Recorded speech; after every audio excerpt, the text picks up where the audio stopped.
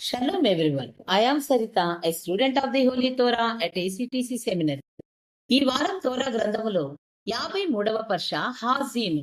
హాజీను అనగా చెవి ఒగ్గండి అని అర్థం. సెఫర్ తోరానందు ఇది 53వ పర్ష. సెఫర్ దేవార్యం లేదా ద్వితీయోపదేశ కాండమునందు ఇది 10వ పర్ష. ఈ పర్ష యొక్క మొదటి అలియా వాక్య భాగములు సెఫర్ దేవార్యం లేదా ద్వితీయోపదేశ కాండము 32వ అధ్యాయము 1 నుండి 6 వచనముల వరకు. మోషే ఇజ్రాయేలీలకు ఒక కావ్యాత్మక గీతాన్ని అందజేస్తూ తన మాటలకు ఆకాశము మరియు భూమి సాక్షులుగా ఉండాలని పిలుపునిచ్చాడు.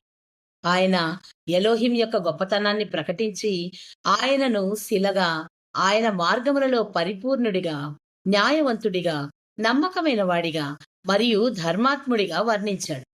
మోషే ఎలోహిం యొక్క పరిపూర్ణతను ఇజ్రాయేల్ యొక్క అపరిపూర్ణతలతో పోల్చి వారు అవినీతితో ప్రవర్తించి తమ సృష్టికర్తను మరచిపోయారా అని ప్రశ్నించాడు. ఈ భాగం గీతం యొక్క ఇతివృత్తములైన ఎలోహిం యొక్క న్యాయం మరియు ఇజ్రాయేల్ యొక్క నిబంధన బాధ్యతలను పరిచయం చేస్తుంది. ప్రియులారా, ఇలాంటి మరిన్ని తోరా పాఠాలను తెలుసుకొనుటకు మా యూట్యూబ్ ఛానల్ను సబ్స్క్రైబ్ చేయండి. షలోమ్ లెహిత్రో.